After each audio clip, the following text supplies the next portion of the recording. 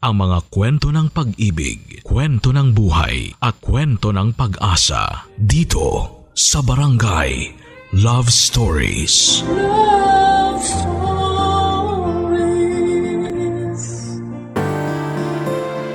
Hindi madaling umamin ng nararamdaman para sa isang tao. Lalo na kung alam mong dihado ang pag-asa mo.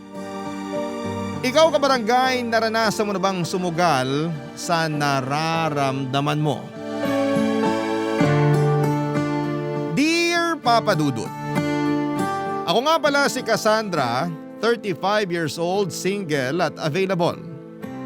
Nakilala ko sa munti naming barangay bilang prinsesa ng kasaba. Ang pamilya ko kasi ang pinakasikat na gumagawa at nagbebenta ng kasaba sa barangay namin.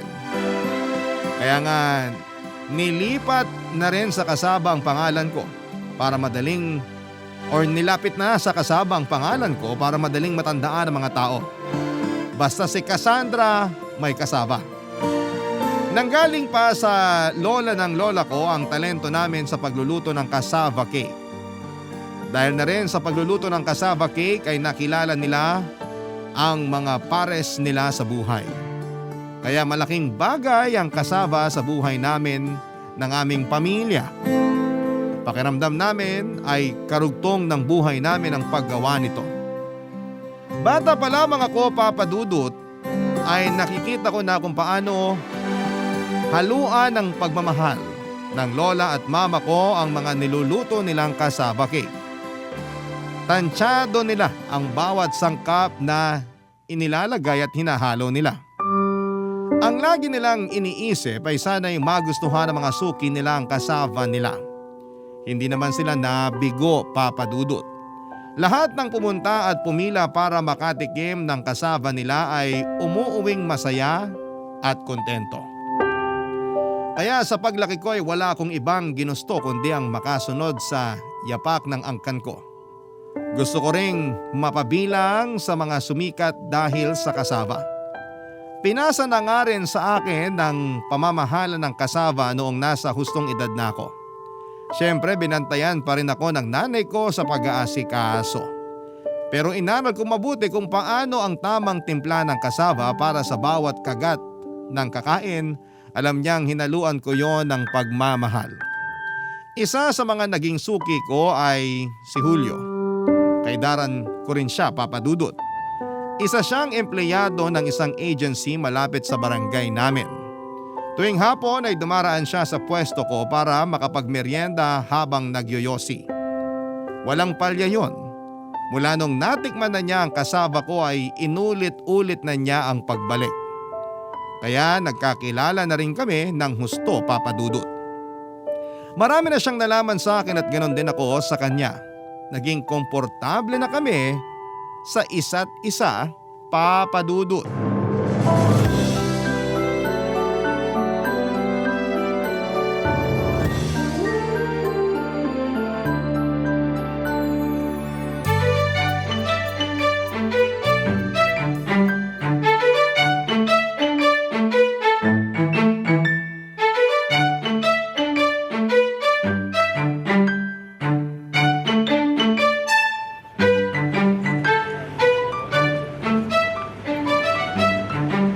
Wala na ata talagang tatalo sa kasava mo, Cassandra. At wala na ring tatalo sa pagiging bolero mo, Julio. Nagsasabi ako ng totoo. Sa tingin mo, bakit ako magtsatsagang pumila rito ng ilang taon kung hindi ako nasasarapan sa kasava mo? Kasi kuripot ka at kasaba ko lang ang afford mo. Totoo rin naman yan, pero masarap talaga eh. Sakto sa presyo. Hindi na daan sa arena. Saka malasa ang itlog at hindi puro asukal lang natitikman ko. Hindi ko tinipid sa gatas, keso at itlog yan ah. Kaya nga sulit eh. Holiday bukas ah. Magdadagdag ka ba ng extra? Oo naman. Kalahating karton ulit ah. Long weekend eh. Long weekend na nga, hindi mo pa buuin yung karton. O sige na nga, isang karton ng kasaba. Ibigay mo sa akin yung medyo tostado yung ibabaw ah. Alam ko na yan, hindi mo na kailangang sabihin. Alam mo na talaga kung anong gusto ko. Ikaw pa ba? Paborito mo talaga akong customer. Alam mo yan. Kaya pala wagas ka kung makadagdag ka ng nyug sa ibabaw ng kasaba ko. Ayaw mo ba? Gusto ko nga. Inggit na inggit sa akin yung ibang customer mo. Di mo ako tinitipid sa nyug. Hindi ko titipirin ang paborito kong customer. Akala ko ako lang ang mambobola rito. Ikaw din pala. Natuto lang sa'yo. Marami ka pang matututunan sa akin. Ano bang matututunan ko pa sa'yo? Tuturuan kita kung paano tamang magsaing ng bigas. Pwede ba yan para sa mga single at available na tulad ko? Ha? Bakit? Pang-ina relationship lang ba ang pagsasaing ng bigas? Hindi naman. Kaya lang, kasi paano ba magsaing ng tama? Lagyan mo lagi ng isang kutsarang suka para hindi mapanis agad ang sinaing mo. Acidic ako eh. Wala na bang ibang paraan para hindi agad mapanis yung sinaing?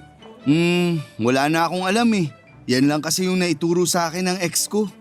Wow, naalala mo pa pala yung ex mo. Naaalala ko lang lahat ng tinuro nila sa akin. Ako rin, naalala ko pa lahat ng tinuro sa akin ng ex ko. Ano bang tinuro niya sa'yo? Baka makatulong sa akin. Tinuruan niya ako maging better. Pass, okay na pala ako. Alis na ako, Cassandra. May ayusin pa ako sa mesa ko sa office bago ako umuwi. Sige, ingat ka. See you sa Martes. Mamimiss kita. Ha? Mamimiss mo ako? Mamimiss kita kasi ikaw yung pinakamagastos kong suki ng kasava. Ayun. Akala ko naman kung ano na. O sige see you sa Tuesday. Ngumiti ako kay Julio nang may halong nerbiyos. Hindi ko alam kung paano ko nalusutan ang eksena naming yon. Matagal ko nang kilala si Julio at matagal ko na rin natanggap na may feelings ako para sa kanya. Kaya lang ay hindi niya yon alam, Papa Dudut. Hindi niya yon napapakiramdaman. Nung una nga ay masyadong halata ang paglalandi ko sa kanya.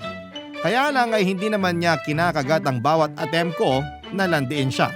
Kaya ako na rin ang nagsabi sa sarili ko na ilihim na lamang muna ang nararamdaman ko para sa kanya. Nakakahiya kasi na babae pa mismo ang gagawa ng first move para mapansin. Oo, at totoong naglalaglag ako ng mga parinig sa kanya nung una. Pero dahil hindi naman yon pumasa sa kanya kaya naisipan kong kumalma na lamang. Baka nga una pa lang ay alam na niyang gusto ko siya pero ayaw niya lang sa akin. Kaya hindi niya pinapatulan noon ang mga paglalandi ko. O baka naman talagang manhid siya at hindi makaramdam kapag merong nagkakagusto sa kanya. Minsan nga ay sinuri ko ang mga hinahalo ko sa cassava cake. Pakiramdam ko may naihahalo ako noon na pang pamanhid ng feelings. Nakarami na lang kain si Julio ng cassava. Ilang taon din siyang kumakain ng cassava ko. Siguro bawasan ko ang paglalagay ng itlog. O baka naman yung harinang nabili ko nakakadagdag ng pagiging torpe ng isang lalaki. Mga ganitong pag-overthink ang nangyayari sa akin sa tuwing hindi umi-epekto ang paglalandi ko noon kay Julio. Sinisisi ko na lamang sa cassava kesa sisihin si Julio o ang sarili ko. Mas madali na lang kasing ipasa ang sisi sa mga bagay na walang buhay kesa ang sisihin ko ang may buhay, Papa Dudut.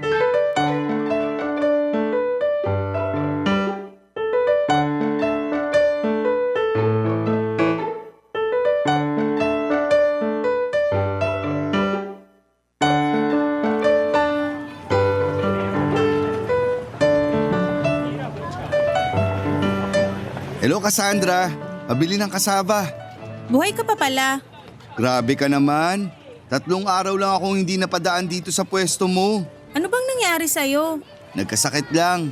Nagkasakit ka? Ba't di mo man lang ako minessage sa Facebook? Ha? Bakit naman naabalahin pa kita? Wala lang. Alam mo namang dahil sa'yo kaya ako kumikita. Concerned lang naman ako sa number 1 customer ko. Ilang araw kasi ako hindi natunawan. Nilagnat tuloy ako. Hindi ka natunawan? Talo mo pa ang 6 na buwan na sanggol? Sensitive kaya ang sikmura ko. Kawawa naman pala tong baby na to. Baby mo ako? Ayaw mo ba? Ay, naalala ko pala. May utang pa ako sa'yo last week. Babayaran ko na ngayon. Dapat hindi nagbabayad ang baby eh. Ano ka ba? Utang ko yun. Babayaran ko na. May sukli ka ba sa 500? Kung wala akong panukli, anong gagawin mo sa akin? Teka, ipapabarya ko muna. May panukli ako. Oh, bakit bigla ka nagalit? Kasi naman. Magkano na uli yung utang mo? 82 pesos. Hindi mo ba nilista? Hindi. Bakit galit ka? Hindi na nga ako natunawan tapos magagalit ka pa sa akin. Anong gusto mong ipahid ko sa sikmura mo para mabilis kang matunawan? Kakapahid ko lang ng virgin coconut oil kanina. Ikaw pala yung nangangamoy langis. Ako nga. Kaya hindi ako dapat tumabi sa kawali o kalan. Baka maprito ako ng di oras. Ang funny mo talaga. Nakakatawa yung sinabi ko. Lahat naman ng joke mo mabenta sa akin. Napipilitan ka lang tumawa kasi customer mo ako. Alam mo ang manhid mo? Manhid? Ang manhid ng balat mo, sabi ko. Tirik na tirik yung araw, ayaw mong sumilong. Dito ka nga sa lilim, tabihan mo ko. Ayokong tumabi sa'yo, baka may magalit. Single naman ako, walang magagalit. Halika na. Alam ko namang single ka. Kaya lang, baka makita ako ng nanay mo na tumatabi sa'yo. Ayoko mabungangaan ng reyna ng kasaba. Bukas ka na lang magbayad ng utang. Ha? Bakit hindi pa ngayon? Andito na rin naman na ako. Sabi kong bukas na eh. Isasara ko na tong pwesto. Mainit. Mainit ang ulo ko. Malas tumanggap ng bayad sa utang kapag mainit ang panahon. Che! Nalito si Julio sa pinakita ko sa kanya, Papa Dudut. Nagdabog ako at nakasimangot. Yun ang unang beses na nakita niya akong ganon. Hindi na rin siya nakaangal at napakamot na lamang sa kanyang batok. Nagtataka siyang umalis sa pwesto ko. Pero ilang beses ko siyang nakitang sumulya pa sa akin. Pero hindi ko na siya pinansin pa. Wala naman siyang naging kasalanan sa interaksyon namin yon. Umasa lang kasi akong masyado na lalandiin din niya ako pabalik. Pero grabe na ang pagiging manhid niya. Hindi na niya napansin na ilang beses ko nang sinubukan na landiin siya. Nasaktan ang pride ko bilang babae dahil ako na mismo yung palay na lumalapit sa kanya pero ayaw pa rin niya akong tukain. Hindi naman ako pangit. Sexy rin naman ako at marami akong bagay na pinagmamalaki sa sarili ko pero bakit parang hindi niya yon makita. Nagpost ako sa Facebook ng mga parinig para sa mga lalaking manhid. Hindi man lang nilike ni Julio. Doon ako mas lalong nainis. Nag-my day na rin ako ng selfie ko at may caption na nagpaparinig na single ako at ready na magpaligaw. Na-view lang ni Julio pero wala naman siyang naging reaksyon. Hindi niya ata talaga ako type, Papa Dudut. Yon ang napagtanto ko. Binura ko na ang selfie kong yon dahil marami ng mga lalaki nagme-message sa akin at nagpapasimpleng landiin ako. Hindi naman para sa kanila ang pagpaparinig kong yon, Papa Dudut. Para kay Julio yon pero dahil nuknukan siya ng kamanhiran. Ayon hindi pa rin niya ako napansin. Hindi ko rin naman matitiis na may tensyon sa aming dalawa. Kaya nag-message ako sa kanya at sinabing may dalaw lamang ako noon kaya napakasungit ko sa kanya nang wala sa oras. Naintindihan naman niya at nagbalik muli ang friendship naming dalawa ng mga sandaling yon, Papa Dudut. Barangay Love Stories. Barangay Love Stories. Papa Dudut, naisipan kong idaan sa pagpapaganda ang lahat. Bumili ako ng makeup, sexing damit at high heels. At kahit sabihin pang magbebenta lang naman ako noon ng kasaba pero kung umasta ako ay akala mo'y imbitado ako sa GMA Gala. Baka kasi nakukulangan pa noon sa itsura ko si Julio kaya hindi niya ako magawang matapunan ng tingin. Nag-check ako sa internet kung ano ang tamang make-up at outfit sa akin. Ang dami kong sinubukan pero plakado na noong nagsuot ako ng red lipstick at asul na bestida. Kinulot ko ang buhok ko na akala mo'y a-attend talaga ako ng prom. Nag-lotion pa ako ng buong katawan kasi parang nagbibitak-bitak na yung balat ko dahil masyadong dry. Nagsuot na rin ako ng contact lens na kulay green para kunwari afam ang nagbebenta ng kasaba sa kanto namin. Siyempre, tinimplahan ko na rin ng light makeup ang mukha ko. Tinapos ko ang lahat sa ilang spray ng mamahaling pabango na regalo sa akin 4 years ago. Bihira kong gamitin ang pabango na yon dahil masyadong mahal. Ginagamit ko lang kapag may espesyal na okasyon. Siyempre, bukod sa sarili ko, sinarapan ko pa lalo ang kasaba ko. Kahit malugi na ako noon sa araw na yon ay wala akong pakialam. Dinagdagan ko ng pangpalasa ang kasaba ko. Bigay todo ako sa gatas, niyog at itlog. Habang niluluto ko ngayon ay wala akong ibang nasa isipan ko kundi ang makita ang ngiti ni Julio habang kinakain ng niluto kong kasaba. Pinangako ko sa aking sarili na hindi matatapos ang araw na yon nang hindi napapansin ni Julio ang pagbabago sa itsura at sa kasaba ko. Binaon ko na rin ang pabango ko para kung kumupas man ang amoy ko ay meron agad akong magagamit. At nung sumapit na nga ang oras ng pagdating ni Julio ay pinakita ko sa kanya ang ngiti ko. Oo nga pala, bagong linis din ako ng ngipin noon, Papa Dudut.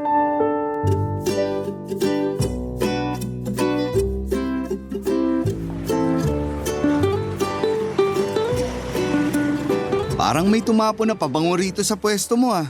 Ah, pabango? Kaninang umaga lang ako nagpabango. Ewan ko ba kung bakit umabot pa yung amoy hanggang hapon. Epekto siguro ng pawis ko. Healthy kasi ang pawis ko eh. Sana all healthy ang pawis. Gusto mo ay pagsupot kita ng pawis ko? Hindi na, marami pa ako sa t-shirt ko. Tipirin mo na yan. Bahala ka. Maraming gustong sumimot ng pawis ko. Sisimutin ko na lang ang kasava mo. Talaga? Gusto mong simutin ang kasaba ko? Amoy na amoy ang kasava mo hanggang sa kabilang kanto eh. Natakam tuloy ako. Alam mo bang mas sinarapan ko pa ang timpla ng kasaba ko ngayon? May araw ba na hindi? Iba kasi ngayon. Times 25 ang pagiging special ng kasaba ko. Inubos ko yung itlog namin sa batch ng niluto ko ngayon ha. Baka naman nasobrahan mo sa itlog. Baka maglasang leche flan. Hindi yan. O baka maglasang omelette na yan ha. Mapapadoble na ang almusal ko niyan. Ginajudge mo naman kasi agad eh. Di mo pa nga natitikman. Sorry na. Alam mo namang loyal ako sa original na timpla mo ng kasaba. Ganyan ang jowang hinahanap ko. Loyal sa kasaba ko. Wala namang dagdag na bayad yan ha. Ang lala mo mag-overthink. Naniniguro lang. Kasi sakto lang tong dala kong pera para sa kasava mo.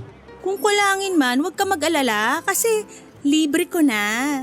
Nakakahiya namang magpalibre sa'yo eh. Mukhang marami kang pinagkakagastusan ngayon. Ha? Anong pinagkagastusan? Nagpakulot ka, tapos halatang bago yung bestida mo. Ano bang bago? Bata pa lang ata ako nung binili ko to. Ngayon ko lang sinuot kasi ngayon lang nagkasya.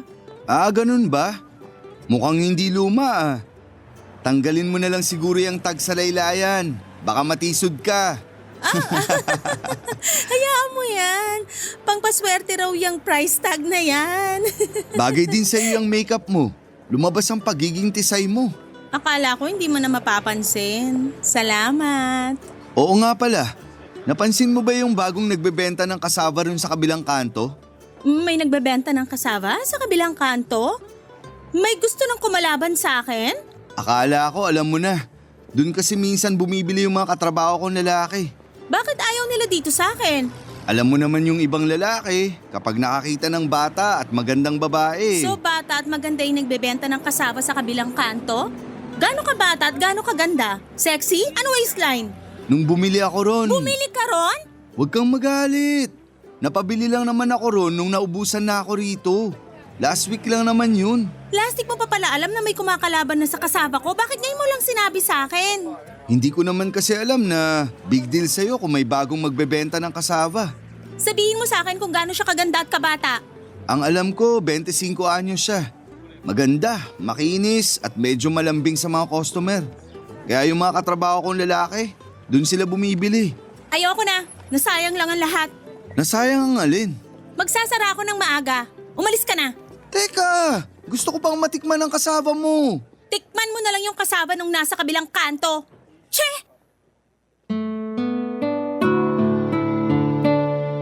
Hindi naman naunawaan ni Julio ang mga nangyari. Nabigla siya sa mga inasta ko. Pinagbasdan na lamang niya akong nagliligpit ng mga kasaba ko. Pati yung ibang gustong bumili ay napatras na lamang nang nakita akong nakasimangot habang sinasarado ang mga kahon ng kasaba. Hindi naman ako inimig pa ni Julio. Alam niyang may nasabi siyang hindi ko nagustuhan pero hindi niya alam kung ano yon. Mabilis kong naiayos at naisarado ang pwesto ko. Saka ako kumuha ng gunting para tanggalin ang price tag sa bestida ko. Nang hinayang ako sa pagsisinungaling ko kay Julio sa bestida na yon. Tapos ay hindi na naman pala kami makakapaglandian tulad ng gusto ko. Nang hinayang din ako sa inispray ko na pabango. Sana'y ginamit ko na lamang yon sa Pasko. Marami akong pinanghinayanganan na ginawa ko ng araw na yon. Diretso na akong pumasok sa loob ng bahay namin para idala lahat ng kasava na bitbit ko. Hindi naman ako nilapitan pa ni Julio at kusa na lamang din siyang umalis nang hindi nagpapaalam sa akin. Nagtaka ang nanay ko na umuwi ako nang hindi man lang nakabenta kahit na isang piraso ng kasava. Hindi ko na lamang siya sinagot pa. Dumiretso na ako ng kwarto at nagbihis. Pagkatapos noon ay pinuntahan ko ang bagong tindera ng kasava na sinasabi ni Julio. Napag-alaman ko sa Marites sa amin na Anya raw ang pangalan ng tinderang yon. Pamangkin daw siya mismo nang nagtayo ng pwesto ng kasava. Tama rin si Julio na 25 anyos lang si Anya. Tama rin si Julio nang sinabi niyang maganda at makinis si Anya. Doon ako mas lalong nagalit at nakaramdam ng pagseselos. Kaya naman hindi na rin ako nakapag-isip pa ng mga sasabihin nang sumugod ako doon sa kanyang pwesto. Nagkataon na walang bumibili sa kanya ng mga oras na pumunta ako doon. Nagkunwari akong bibili at pinagmamasdan pa ang bawat kasava sa kanyang istante. Pero kapag hindi nakatingin si Anya, ako naman ang tumititig sa kanya.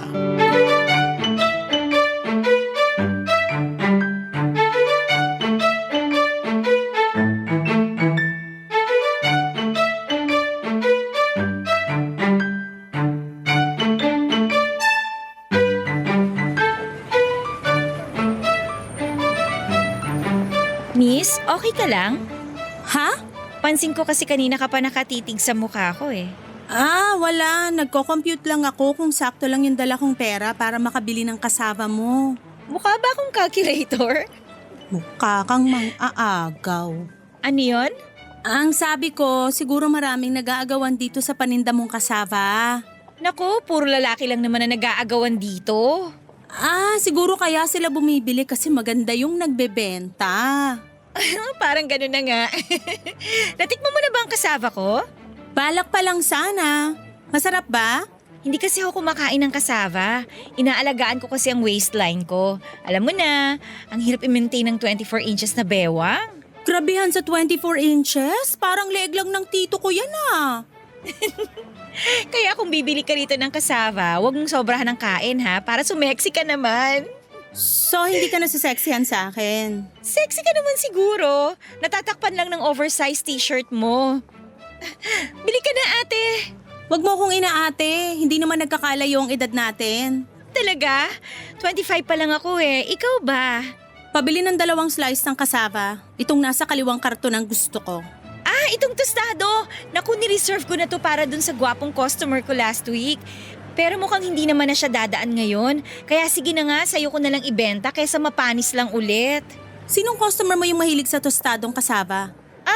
Minsan lang bumili sa akin yon, last week pa. Tostado rin yung gusto niya. Anong pangalan? Julio. Nakakainis nga eh kasi hindi na siya umulit na bumili dito. Lagi ko pa naman siyang nire-reserbahan ng tostado. Pero hindi ako susuko. Minsan sabi ng Diyos, matuto rin tayong sumuko. Sa ngayon, isusuko ko muna sa iyo tong tostadong kasava kasi mukhang malabo na naman siyang dumaan dito. Pero bukas, kapag dumaan dito ang mga katrabaho niya, magpapaabot ako sa kanila ng kasava para kay Julio. Ayos bang plano ko, te? Alam mo, mukhang hindi masarap yung kasava mo. Ha? Hindi mo pa nga natitikman. Marunong akong kumilatis ng kasava. Kapag hindi dinadapuan ng langaw, hindi masarap. Hindi masarap o sadyang malinis lang ang benta kong kasava? Hindi yan masarap, girl. Alam ko, malakas ang kutob ko. Kaya kung ako sa'yo, wag mo nang ipilit ang kasava mo kay Julio dahil ibang kasava ang gusto niya. At sino ka naman para magsabi ko anong kasava ang pipiliin ni Julio? Kasava ko lang naman ang binabalik-balikan ni Julio sa kabilang kanto. Alam mo ba yon? Pumunta ka rito dahil nai-insecure ka na may kumukumpetensya na sa kasava mo. Hindi ako nai-insecure. Gusto ko lang sabihin sa'yo na mas masarap ang kasava ko. Kaya kung ako sa'yo, sunugin mo na lahat ng benta mo. Pag sinunog ko to at naging tostado, ako pa mismo magdadala kay Julio. Tingnan lang natin kung hindi siya maglaway sa tostadong kasava ko. Baka maglaway siya dahil mukhang magkakarabi siya sa bentang kasava mo. Di check ka rin? So ano ate, hindi mo nabibilin tong tostadong kasava ko? Papadudot, binili ko pa rin ang tostadong kasava ni Anya. Binalot niya yon at saka inabot sa akin. Inabot ko na rin ang bayad ko pero bago ako umalis ay umismid ako sa kanya para ipakitang hindi ako natutuwa sa kanya. Inirapan din niya ako at nagpatuloy na sa pagbebenta ng kasava niya. Habang naglalakad ay masama ang loob ko. Hindi dahil rumirehistro pa rin ang mukha ni Anya sa akin. Totoong maganda siya at sexy. Naiinggit na naman ako dahil hindi ko nagawang alagaan ang sarili ko dahil mas inuna kong alagaan ng nanay ko at ang pwesto namin ng kasama. Maganda rin naman ako at hindi naman ganong kapangit ang hubog ng katawan ko.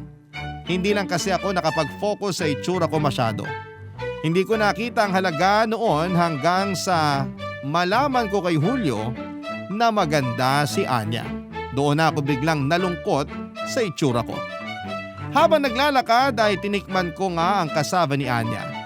Napaismid ako. Hindi naman pala masarap ang kasava niya. Dinaan lang sa tamis ng asukal. Halatang tinipid sa itlog at gatas. Makunat din.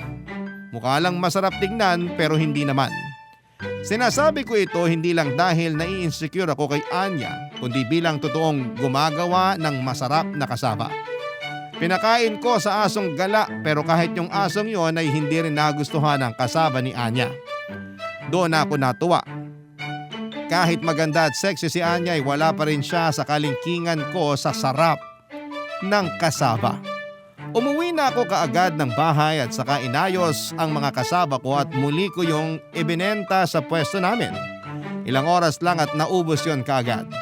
Wala akong ibang natanggap kundi puro papuri dahil napakasarap daw ng kasaba ko. Doon ako mas lalong natuwa. Pero may konting kurot ng lungkot dahil hindi man lang natikman ni Julio ang pinakamasarap na kasaba na nagawa ko, Papa Dudut. Barangay Love Stories. Barangay Love Stories. Matagal na hindi nagawi si Julio sa pwesto ko para bumili ng kasava. Doon ako mas lalong nalungkot, Papa Dudut. Alam ko namang kasalanan ko ang pag-iwas niya.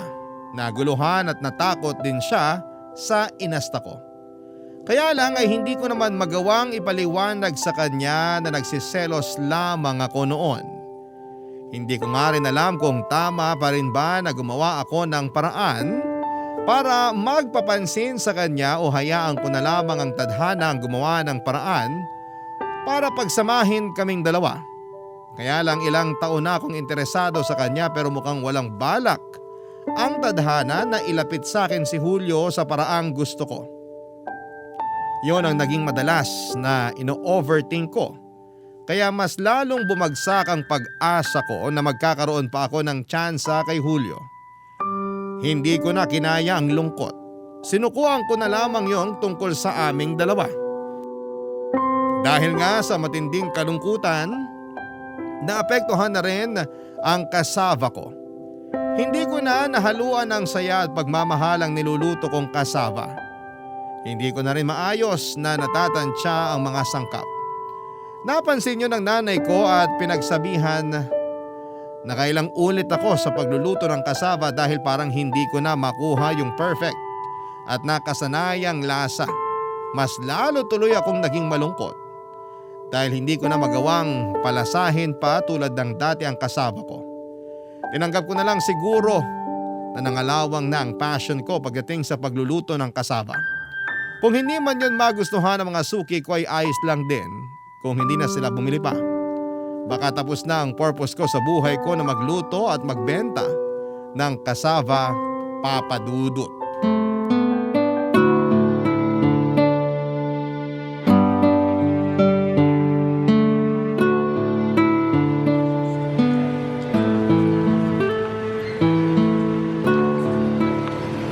Hello Cassandra. Bibili ka? Sana, kung pagbibilan mo ako. Wala naman ako magagawa kung gusto mong bumili. Kakabukas mo lang ba? Hindi, kanina pa akong umaga nagbukas. Siguro pangalawang batch na itong mga kasaba mo na nakadisplay, kaya ang dami. Yan din yung mga nilatag ko kaninang umaga. Matumal lang talaga yung benta. Bakit kaya? Hindi ako sanay na may laman pa tong mesa mo. Dati kasi kapag pumupunta ako, konti na lang ang inaabutan ko. Hindi ko alam. Lunes kahapon ha. Malakas ang bentahan mo tuwing Lunes, di ba? Malay ko nga. Huwag ka na ngang magtanong. Mas lalo lang akong naiinis eh. Ay, sorry. Gusto ko lang namang makipagkwentuhan sa'yo. Busy ako. Bumili ka na lang. O sige, kalahating karton ng kasaba. Yung pinakaluma na lang ang ibigay mo sa akin. Bakit luma pa yung gusto mo? Para mawala na rito sa pwesto mo at puro bago na lang yung matira. Ayos lang naman sa akin kung luma na. Pareho pa rin naman ang lasa. Pareho pa rin masarap. Huwag ka masyado mag-expect sa lasa. Yan naman ang hindi ko magagawa. Alam mo namang mataas ang expectations ko sa kasaba mo. Kahit kailan, di naman ako nabigo. O sige, para maranasan mo rin kung paano mabigo. Ha? Oh, itong slice ng pinakabagong luto ng kasaba. Tikman mo para maranasan mo kung paano mabigo. Ay nako Cassandra, hindi ako mabibigo ng kasaba mo. Teka, at titikman ko na. Cassandra, Ano? naluto mo ata masyado yung harina. Bakit? Ang tigas kasi. Baka nga. Saka parang ang pakla. Nakalimutan mo atang lagyan ng asukal. Mahal na ang asukal ngayon. Naglagay ka ba ng gatas? Ata, Baka nakalimutan mo lagyan ng gatas. Kulang na sa pagiging creamy. bigyan na lang kita ng 20. Bumili ka sa tindahan ng creamer o gatas para ibudbud mo dyan sa kasava. Uy, galit ka ba? Sinasabi ko lang naman yung kailangan mong marinig. Sinabi ko na naman kasi sa'yo na huwag ka mag-expect, di ba? Kasi lahat ng nag-e-expect, nasasaktan lang sa huli. Masama bang magtiwala sa'yo na sasarapan mo ang luto ng kasava mo?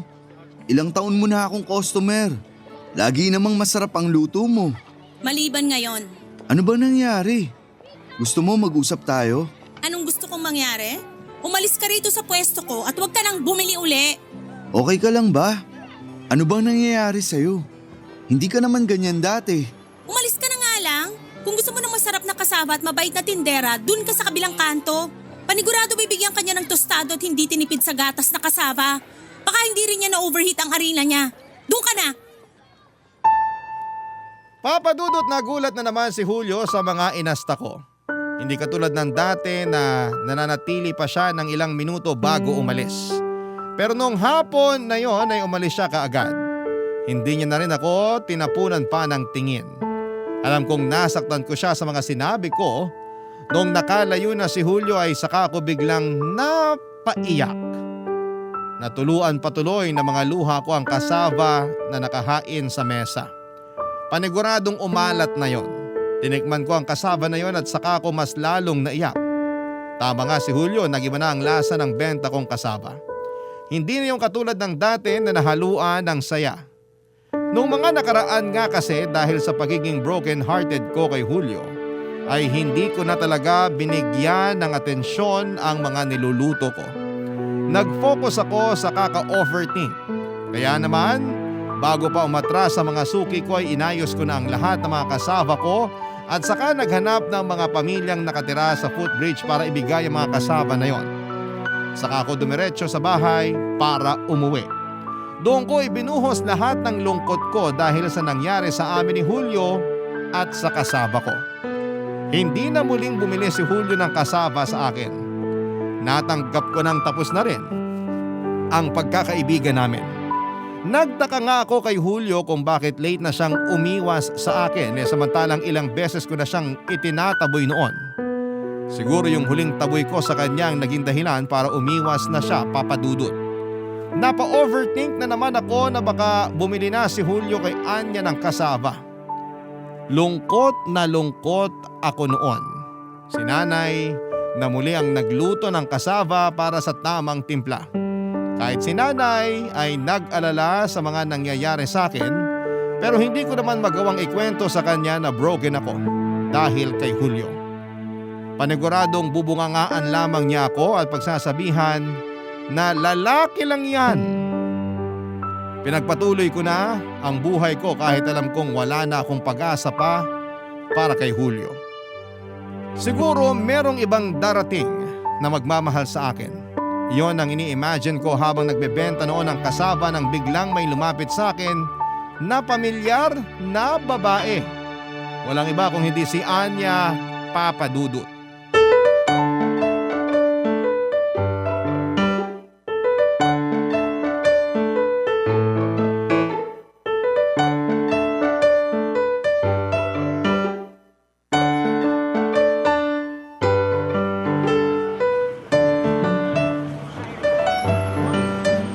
Hello, ate. Cassandra ang itawag mo sa akin, wag ate. Hindi kita kapatid. Okay. Cassandra, pabili naman ako ng kasava mo. Nagtitrip ka ba? Wag ngayon, baka hindi kita matansya. Bibili ako kasi i-resell ko sa pwesto ko. Bakit? Kasi tanggap mo nang hindi talaga masarap ang kasava mo? Ilang karton ba bibilin mo? Bibigyan kita ng discount kapag mahigit 10 ang bibilin mo. Hoy, una sa lahat, masarap ang kasava ko. Hindi lang nakagawa yung chewin ko ng kasava kasi inaatake siya ng rayuma. Uy, pero lakihan mo yung discount ha. Bibilang ko ng mga 15 na box. Okay. Mukhang matumal ang benta mo ha. Mukhang ako ang first customer mo, no? Pangalawang batch na yan, wag kang asumera. Ay, may langaw yung isang box ng kasava. Ibig lang sabihin yan, masarap ang benta kong kasava. Kasi kahit langaw, tinatangkilik. Ayoko na may langaw. Huwag yung ibigay mo sa akin. Tsaka gusto ko yung tostado. Tostado? Gagamitin mo lang yata tong kasava ko para akitin uli si Julio eh. Oy, wala ka nang pakialam kung anong gagawin ko sa kasava na bibiling ko sa'yo, no? Yung nasa ilalim sa gawing kanan mo, yun ang gusto kong kasava. Ito ba? Sakto, bagong luto to. Tama ang pinili mo. Alam mo, irespeto mo naman sana tong kasava. Kung gagamitin mo lang sa paglalande, makonsensya ka naman. Sabi ko nga sa'yo, wala ka nang pakialam kung anong gagawin ko sa bibiling kong kasava sa'yo, no? Kahit ilagay ko pa yan sa kilikili ko magdamag, wala ka na magagawa. Bagong luto ba itong nasa mesa? Ang bango ah. Oo, kasama yan sa mga bagong batch na nilabas ng nanay ko. Malaki kasi ang respeto ko sa kasava dahil pamana pa to sa amin ang ninuno namin. Kaya gusto ko, irespeto mo rin to. Bakit ba feeling mo ibabastusin ko ang kasava mo? Hindi ba? Puro tostado ang kinukuha mo. O ano naman ngayon? Gagamitin mo para landiin si Julio, no? Siya lang naman itong mahilig sa tostadong kasava. Yung pagtataray mo ba dahil kay Julio? Hindi, no? Dahil to sa pagmamahal ko kay Julio. I mean, sa kasava. Hay nako, Cassandra. Dinamay pang inosenteng kasava sa pagsiselos. Hindi ako nagsiselos. Wala na akong panali ng karton. Okay lang ba sa'yo na i-plastic ko na lang to? Sige, ayos lang. Diyan lang naman sa kabilang kanto yung pwesto ko eh.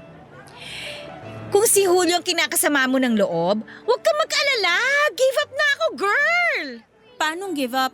Sumuko na ako sa kanya, no? Ilang tostadong kasava yung nire-reserva ko sa kanya lagi. Pero hindi naman siya gumagawa dun sa pwesto ko. Talaga? Oh, di ngiti-ngiti ka ngayon. Masaya yarn? Hindi Nagtry ako dumaan sa office nila para ibigay sa kanya yung tostadong kasava. Pero dead ma siya sa akin. Nalaman ko na pinakain pala niya sa mga katrabaho niya yung inabot ko. Talaga? Ang saya mo, ha? Sabi ko naman sa'yo may kulang sa kasava mo eh. Masarap naman ang kasava ko, no? Iba lang talaga ang kasava na type ni Julio. Kasava ko ba yan? Hay, narinig ko yung mga tuksuhan ng mga katrabaho niya. Masyado raw siyang loyal sa kasava mo. Ako?